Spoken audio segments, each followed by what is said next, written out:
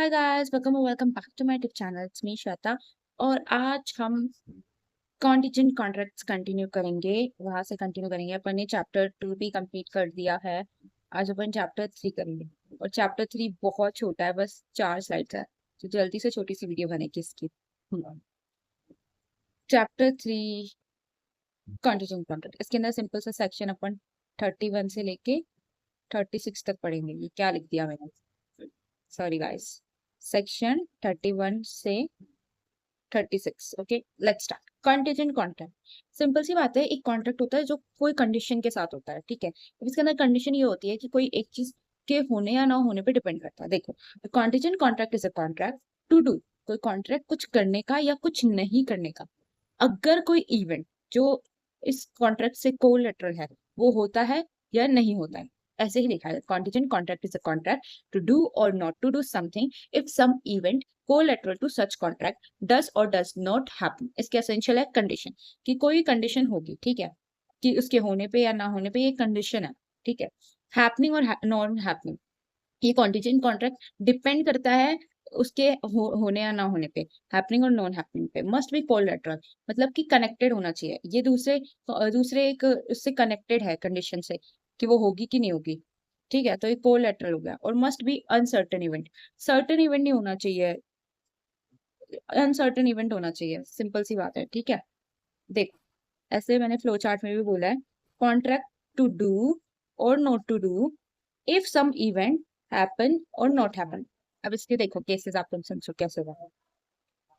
एक कॉन्ट्रैक्ट बनाया, ठीक है, उसके अंदर मैंने बोल दिया कि अगर अगर ए कॉन्ट्रैक्ट करता है, ए कॉन्ट्रैक्ट करता है बी से, a contract to pay B rupees, कितने रुपीज देगा, 10 के रुपीज देगा, ठीक है, 10,000 रुपए देगा।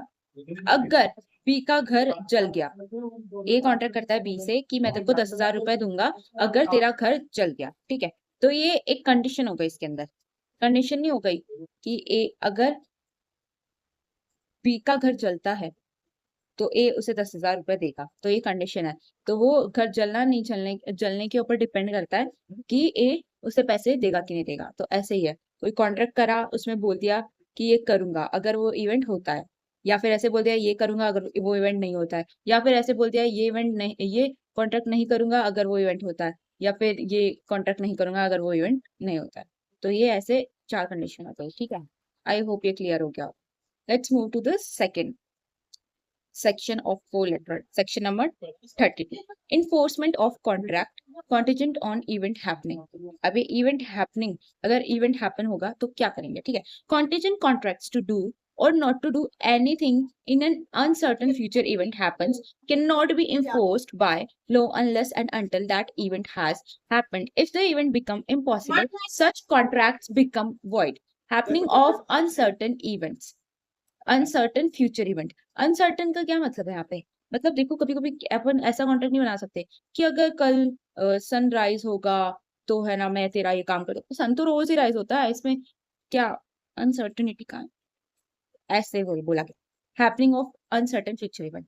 अगर इसके अंदर बोला इवेंट हैपनिंग पे, अगर वो इवेंट हैपन होता है तो वो कॉन्ट्रैक्ट वैलिड होगा, वो काम करेगा। अगर वो इवेंट इम्पॉसिबल हो जाता है या फिर वो होता नहीं है तो वो कॉन्ट्रैक्ट अपने आप ही वॉइड रहेगा, ठीक है।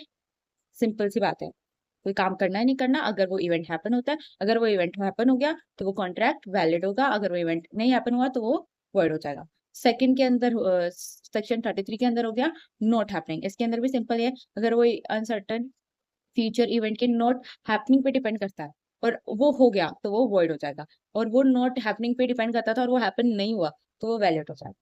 यानी कि कोई कॉन्ट्रैक्ट का तुमने बोल दिया कि अगर ये नहीं होगा तो ये कॉन्ट्रैक्ट वैलिड होगा, तो ये बात बोल गई है इसके, ठीक है। अगर आपको इसका इलस्ट्रेशन भी समझना है तो इलस्ट्रेशन भी देख लेते हैं। देख, ए, एक सेकेंड, ए एग्री करता है बी को कुछ मनी पे करने के लिए, ठीक है। अगर अगर कोई शिप रिटर्न नहीं होती, मतलब A agree to pay B a sum of money if a certain ship does not return. तो ए बोलता है कि अगर वो जहाज है ना नहीं आएगी वापस तो मैं तेरे को इतने रुपए दे दूंगा। अब वो जहाज नहीं आई, ठीक है, वो जहाज डूब गई और वो नहीं आई, तो ये जो कॉन्ट्रैक्ट है ये वैलिड है ए को पैसे बी को देने पड़ेंगे। तो नॉट हैपनिंग पे डिपेंड कर रहा था कि अगर वो नहीं आएगी। ठीक है, ऐसे ही है ना, मतलब पहले वाले सेक्शन का भी एक ले लेते हैं। ए कॉन्ट्रैक्ट टू बी कुछ पैसे देगा। ठीक है, अगर बी सी से शादी करेगा। ठीक है, अब सी है ना मर जाता, तो अब सी से वो शादी नहीं कर सकता। तो ये कॉन्ट्रैक्ट वॉइड हो गया, क्योंकि इसके अंदर इवेंट हैपन पे डिपेंड कर रहा था, और ये इवेंट तो हो ही नहीं सकता, इम्पॉसिबल ही हो गया होना, क्योंकि सी तो मर गया। तो ये वॉइड हो गया। ठीक है, ऐसे सिंपल ही है। अगला है सेक्शन नंबर, ओ मैंने 34 डाला ही नहीं क्या, सॉरी गाइस, मैं 34 सेक्शन भूल गई। यहाँ डिस्कस कर लेते हैं सेक्शन 34 पे। Section 34, when an event on which contract is contingent to be deemed impossible if it is the future conduct of a living person। अपने आप में पर्सन ही उसको इम्पॉसिबल कर दे कि ये इवेंट हो ही ना, तो वो वॉइड हो जाता है। If the future event on which a contract is contingent is the way in which a person will act at an unspecified time, the event shall be considered to become impossible. When such person does anything which render it impossible that he should so act within any definite time or otherwise that then under future constraint event become impossible because person does something which render it impossible। ठीक है, void हो जाता है। अब इसका अपन illustration देख लेते हैं। A agree to pay B some money if B marries C। A पे करेगा B को कुछ अमाउंट अगर B सी से शादी करेगा, अगर बी सी से शादी करेगा। अब जो सी है, सी इससे शादी ना करके डी से शादी कर लेता है। C marriage D. ठीक है, the marriage of B to C must now be consider impossible. अब बी की शादी सी से नहीं हो सकती, क्योंकि सी ने तो डी से शादी कर ली। Although it is possible that D में डाई। अब इसमें ये थोड़ा हो सकता है कि अगर डी मर जाएगा तो बी की पॉसिबिलिटी है कि वो सी से शादी कर सकता है, बट पर यहाँ पे ये इवेंट ही इम्पॉसिबल हो गया अभी देखा जाए तो ये वॉइड कॉन्ट्रैक्ट हो गया, सिंपल सी बात। ठीक है,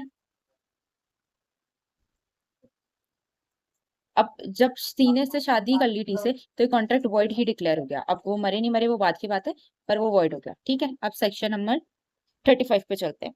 सब क्लोज वन में when contract become void, contract कब वॉइड बन जाता है, which are contingent on happening of specific event with time. अब इसके अंदर सेम सेक्शन 32 है, बट इसमें साथ में टाइम जो क्या, अगर कोई इवेंट के हैपनिंग पे डिपेंड कर रहा है और वो भी एक सर्टेन टाइम में, इस टाइम पे ही होना चाहिए। अब वो इवेंट हो रहा है उसी टाइम पे तो वो वैलिड कॉन्ट्रैक्ट है, अगर वो इवेंट नहीं हो रहा उस टाइम पे तो वो वॉइड है, सिंपल सी बात है।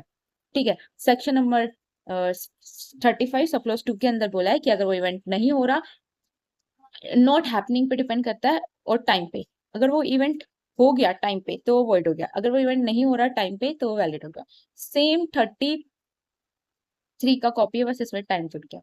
तो कोई इवेंट के नॉट हैपनिंग पे अपन डिपेंड कर रहे हैं कि अगर नहीं होगा उस पर्टिकुलर टाइम पे तो मैं ये तेरे को पैसे दूंगा, तो अगर ऐसा नहीं होता उस पर्टिकुलर टाइम पे तो पैसे देने पड़ेंगे, बट अगर वो हो जाता है उस पर्टिकुलर टाइम पे तो वॉइड हो जाएगा अकॉर्डिंग टू सेक्शन 35 सब प्लस 2। ठीक है, अब चलते हैं अपन सेक्शन नंबर 36, लास्ट है ये वॉइड एग्रीमेंट है, वॉइड एग्रीमेंट वाला सेक्शन है। ठीक है, agreement contingent on impossible event are void.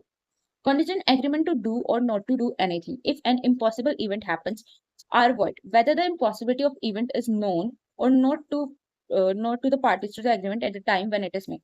कोई भी इवेंट जो इम्पॉसिबल ही है होना कि वो नहीं हो सकता तो वो void हो जाएगा। जैसे मान लो कि अब ए ने बी को बोल दिया कि अगर कल सूरज है ना वेस्ट से निकलेगा तो मैं तुझे 10,000 रुपए दूंगा।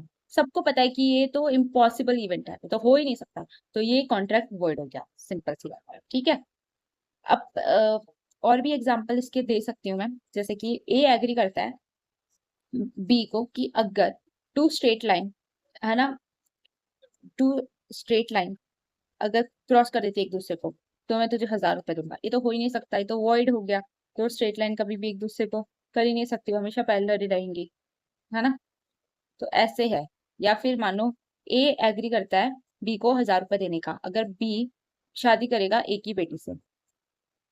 ठीक है, जो सी है वो मर जाती है उसी टाइम पे, एग्रीमेंट होने से पहले वो मर गई, तभी तो इम्पॉसिबल है, किससे शादी करेगा अभी जब सी जिंदा ही नहीं है तो ये भी एक वॉइड हो गया, ठीक है।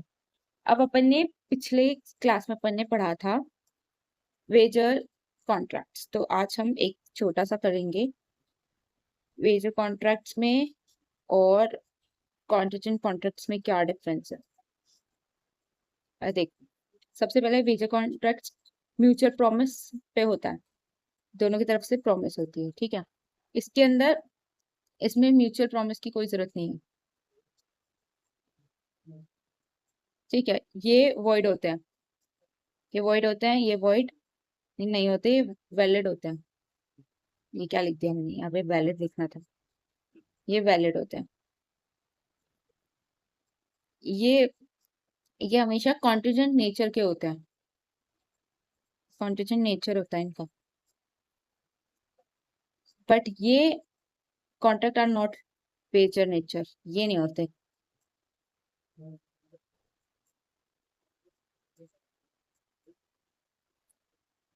सो this was all about chapter 3। I hope कि आप लोगों को समझ आ गया हो। Thank you for watching, hope you liked it. Bye bye.